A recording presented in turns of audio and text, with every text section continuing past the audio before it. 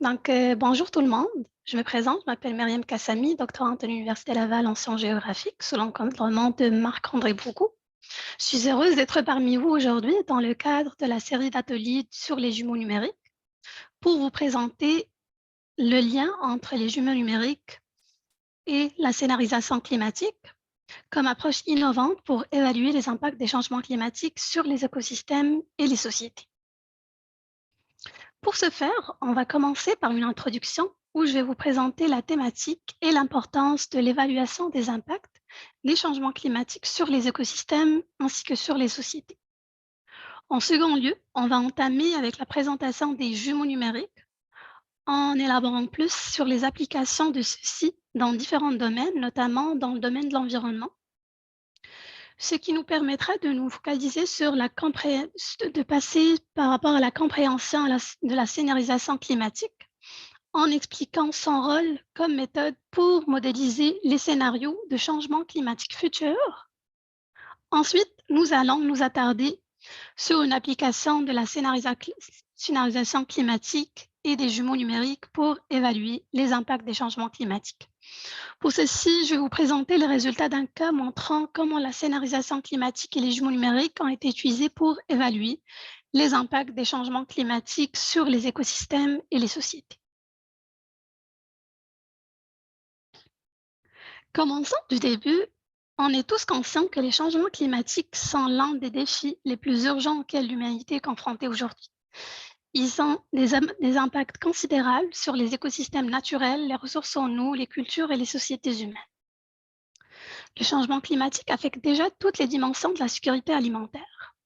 Cependant, la compréhension de ces impacts est essentielle pour formuler des politiques et des stratégies efficaces pour atténuer et s'adapter au changement climatique.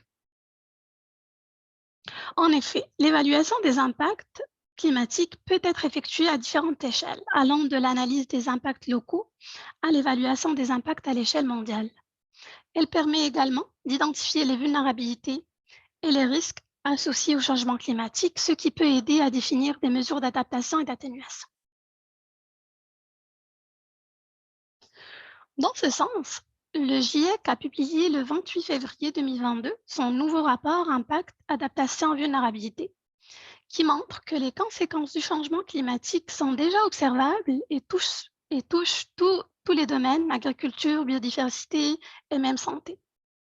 En effet, l'augmentation de la fréquence de l'intensité des événements météorologiques extrêmes s'inscrit parmi les fléaux à limiter dans le cadre des objectifs de développement durable. Particulièrement l'objectif de développement durable 13, qui vise à prendre d'urgence des mesures pour lutter contre les changements climatiques et leurs répercussions. Il met l'accent sur le renforcement de la résilience et de la capacité d'adaptation des pays aux risques climatiques et aux catastrophes naturelles. D'où la nécessité de l'analyse des impacts des changements climatiques sur les écosystèmes et les sociétés, qui potentiellement servira à la limitation du réchauffement climatique, réduisant ainsi les risques futurs liés à la Terre.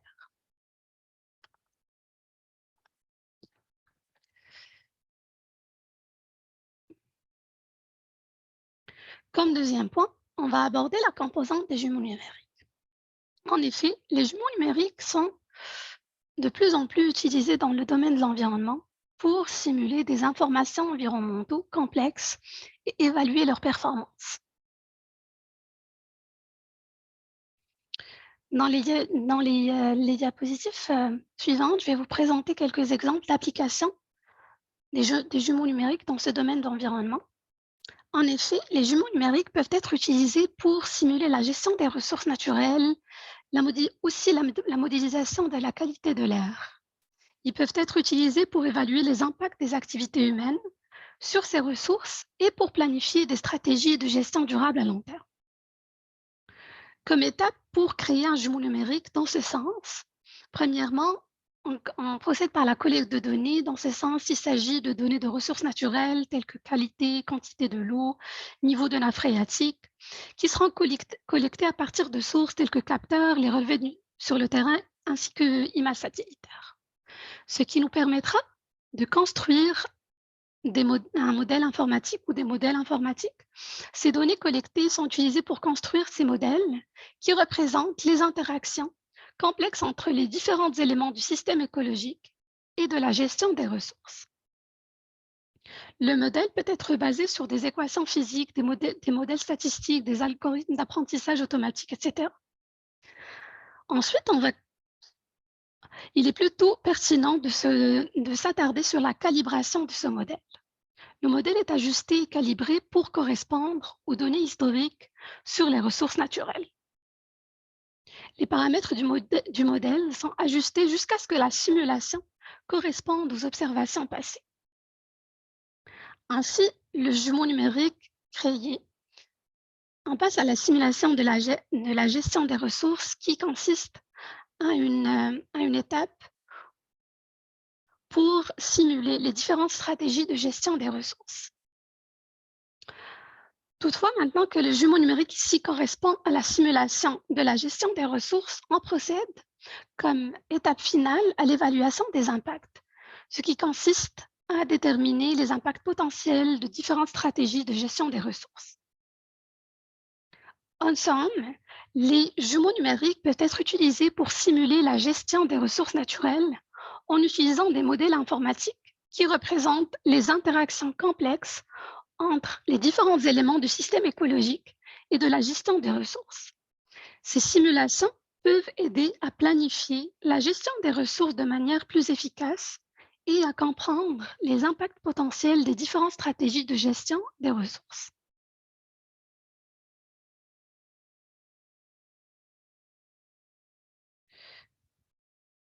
Comme troisième exemple, les jumeaux numériques peuvent être aussi utilisés pour simuler le climat et la météo à l'aide des modèles informatiques qui prennent en compte les facteurs physiques et environnementaux tels que la température, la pression atmosphérique, l'humidité, le vent, les précipitations, etc. Ces simulations peuvent aider à prévoir les conditions météorologiques futures avec une grande précision, ce qui est essentiel à la planification des activités humaines et à la gestion des risques environnementaux. La différence entre les deux workflows que je vous ai présentés est l'étape 5 qui consiste, dans ce cas-ci de prévision météorologique, en une validation des simulations en les comparant aux observations météorologiques et climatiques récentes. Par contre, les résultats de gestion des ressources naturelles, ils sont comparés à d'autres modèles climatiques pour évaluer leur précision et fiabilité. En résumé, la validation des impacts est une étape importante pour s'assurer de la qualité et de la crédibilité de l'évaluation des impacts environnementaux.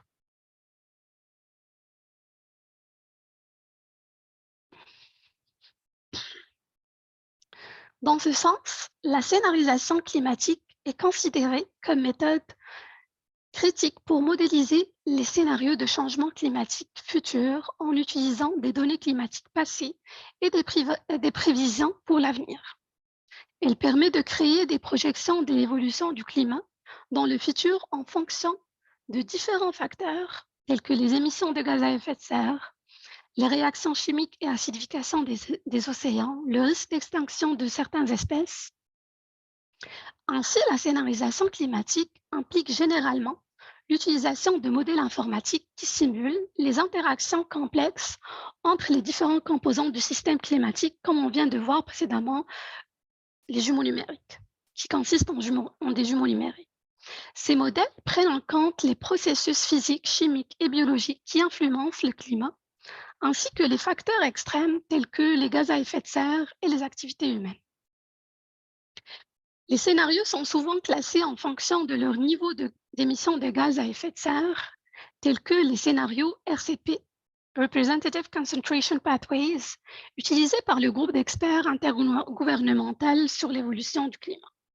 En partant du scénario RCP 2.6, qui stipule qu'il y a de fortes atténuations des émissions des gaz à effet de serre, ou RCP 8.5, qui assume que les scénarios extrêmes où les émissions de gaz à effet de serre s'accroissent. C'est le scénario le plus pessimiste. Les scénarios climatiques futurs peuvent aider à identifier les zones à risque et à planifier des stratégies d'adaptation pour réduire ces risques. En somme, La scénarisation climatique est une méthode très importante pour modéliser les scénarios de changement climatique futurs en utilisant des données climatiques passées et des modèles climatiques qui décrivent les prévisions pour l'avenir. Maintenant, on va décortiquer chaque composante des scénarios climatiques à part. On va commencer par la première qui est le modèle climatique. Un modèle est une représentation simplifiée de la réalité.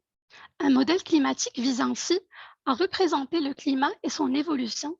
Comme le climat est complexe, les modèles climatiques peuvent prendre en compte un nombre fixé de variables et donc se rapprocher plus ou moins de la réalité. Les modèles climatiques sont ensuite testés sur les climats connus des dernières décennies pour voir s'ils sont efficaces en termes de prévision. Ils sont améliorés puis utilisés pour estimer les variations futures. L'établissement ainsi d'un modèle climatique comporte plusieurs étapes. Les scientifiques réalisent d'abord des observations directes et indirectes et appliquent ensuite les lois fondamentales de physique, chimie, biologie et mathématiques connues.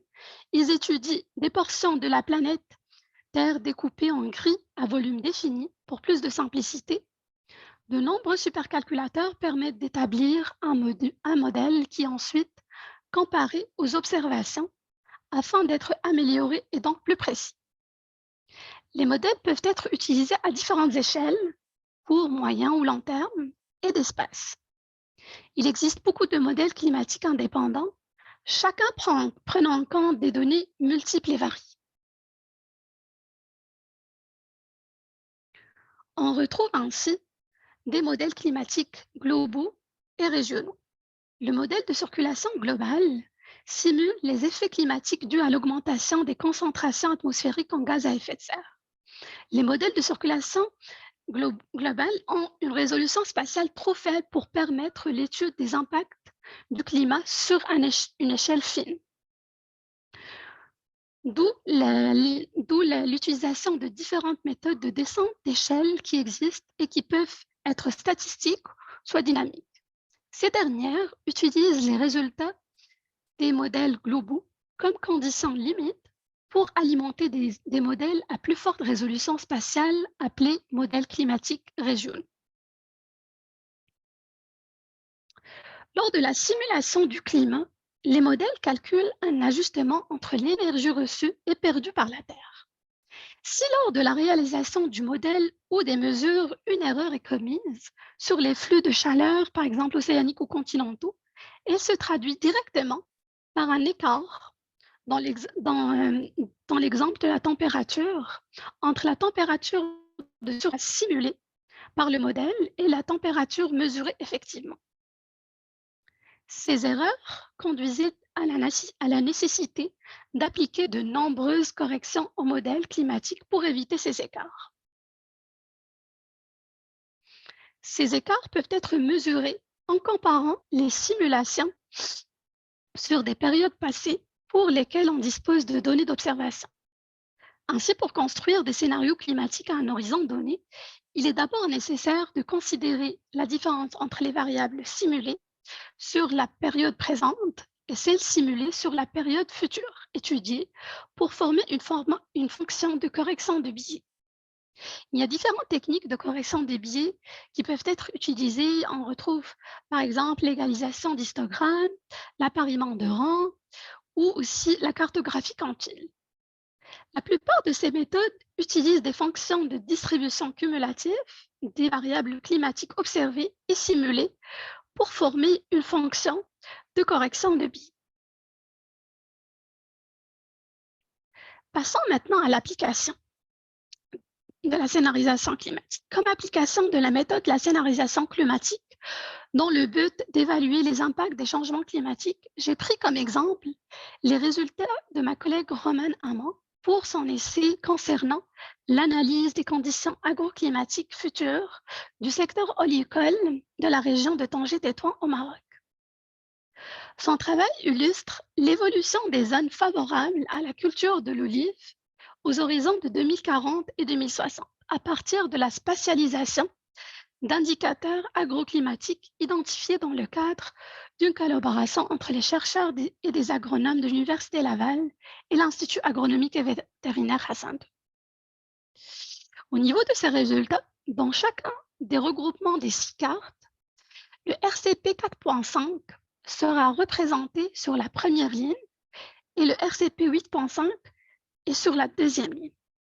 Les colonnes, par contre, quant à elles, représentent le temps avec la période de référence sur la colonne de gauche, l'horizon 2040 au milieu et l'horizon 2060 sur la colonne de droite. Par rapport aux couleurs, ici, ils représentent, par exemple, les zones où le cumul de précipitations annuelles est suffisant pour le développement naturel de l'olivier. Il est représenté en vert foncé. Les zones ne nécessitant pas d'irrigation sont représentées en vert clair. A contrario, les zones nécessitant une irrigation sont représentées en orange. Et enfin, les zones où le cumul de précipitations annuelles n'est pas suffisant pour cultiver l'olivier apparaissent en jaune. La différence marquée entre les simulations les plus sèches et les simulations les plus humides indique une incertitude importante liée au scénario climatique. En effet, avec les simulations les plus humides, il n'y a presque aucune diminution de la zone naturelle de développement de l'olivier. Le seul constat visible dans l'ensemble des simulations est que si la précipitation annuelle de la région est amenée à diminuer, ce phénomène arrivera par l'est de la région pour progresser vers l'ouest. L'exemple utilisé ici est très simpliste et n'utilise qu'un seul indicateur annuel, mais la méthode peut être employée pour effectuer des analyses saisonnières plus poussées. De plus, avec des données supplémentaires comme le rendement, les indicateurs peuvent être cumulés et pondérés pour aboutir à un indice de vulnérabilité des cultures, toujours dans un contexte de changement climatique. Également, le calcul d'indicateurs agroclimatiques supplémentaires liés à d'autres cultures serait nécessaire pour l'établissement d'un atlas agroclimatique complet. Ce projet n'est donc pas terminé et se poursuit avec une scénarisation climatique améliorée et le calcul d'autres indicateurs sur différentes cultures au niveau du projet de recherche que je poursuis dans le cadre de mon doctorat sous le titre de l'analyse de risque du secteur agricole de la région Hosimaj-Tanger-Tétouan face au changement climatique.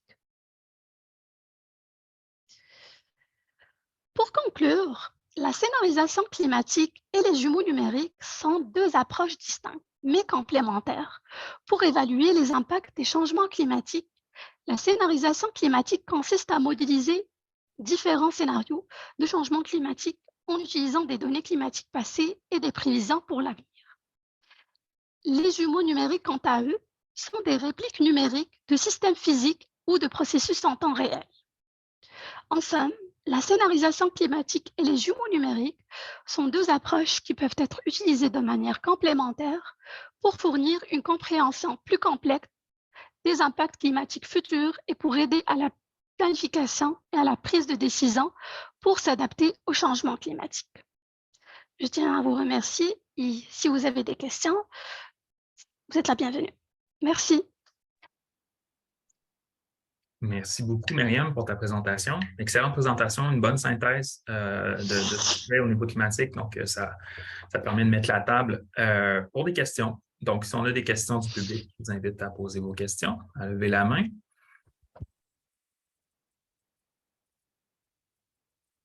En attendant, moi, j'en aurais une. Oui. Ce qui revient, si on regarde plusieurs modèles, plusieurs sorties des modèles, plusieurs simulations, on se rend compte, comme tu l'as présenté précédemment, qu'il y a des incertitudes. Oui, exactement. Il y a de la variabilité entre les résultats.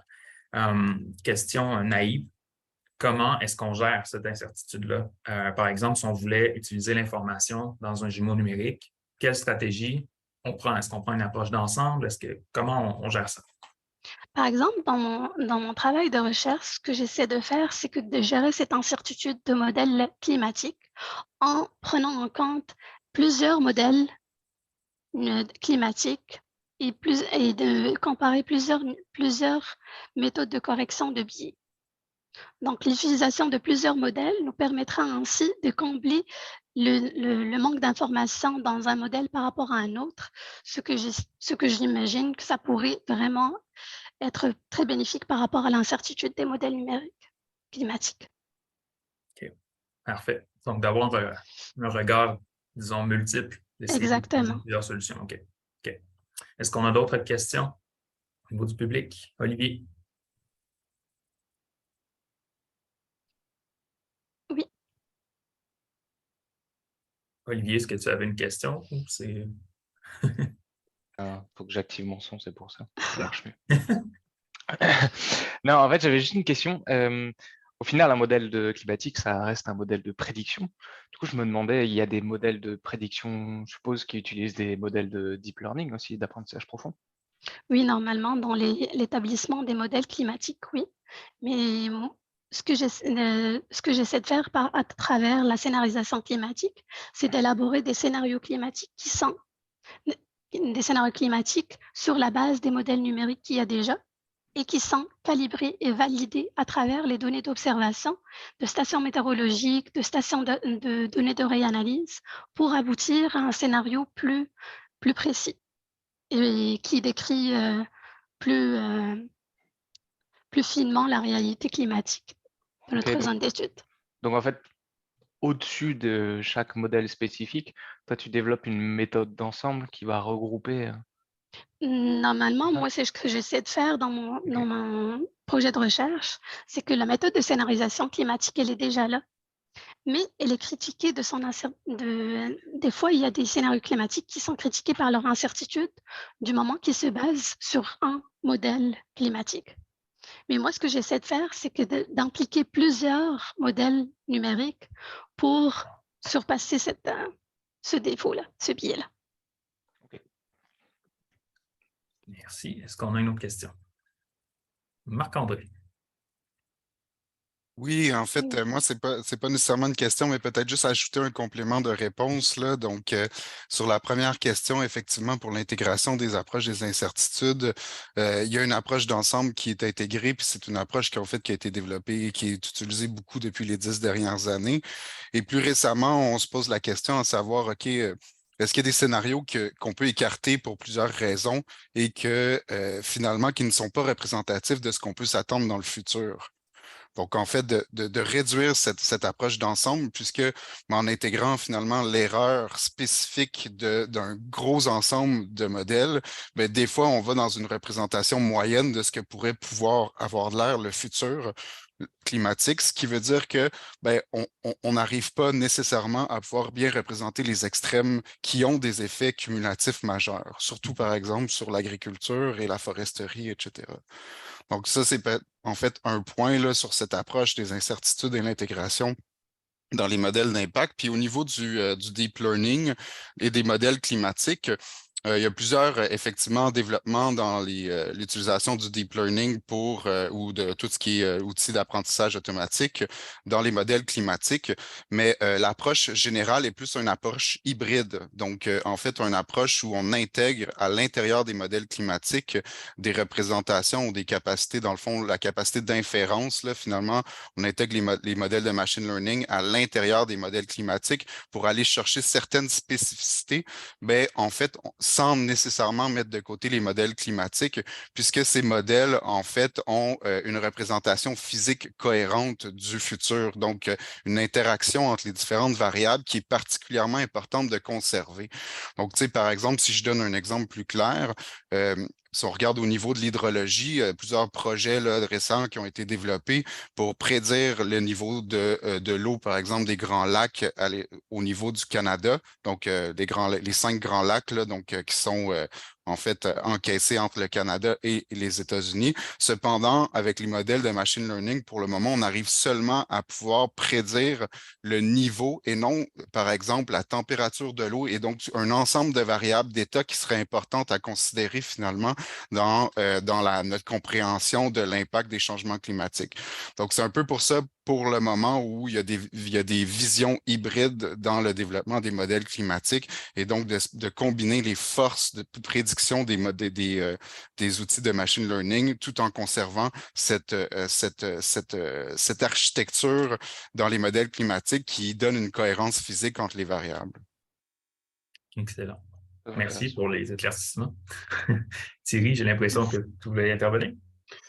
Ouais, c'était pas vraiment une question, mais je trouvais que la présentation de Myriam, là, elle faisait là aussi écho à la présentation du collègue Hassan Radwan là, au tout début, là, sur notamment la notion de performance là, qui nous a défini. Là. Je trouve que ça enligne clairement là, autour de cette thématique du développement durable, là, les liens entre tout ce qu'on a vu ce matin. Là. En tout cas, je trouve que finalement, les trois conférences là, se répondent bien l'une l'autre et montrent l'ampleur de ce qu'on peut faire avec les jumeaux numériques. Là, et puis que la simulation est au cœur de ces environnements-là de jumeaux numériques là, pour essayer de prévoir et d'essayer de voir quelles sont les mesures de mitigation qu'on peut mettre en place pour faire face à certains seuils, sachant que ces simulations-là, elles sont éventuellement empreintes d'erreurs, mais qu'il y a aussi des approches, et puis là, je suis un peu plus dans ce que fait Olivier ou ainsi de suite, là,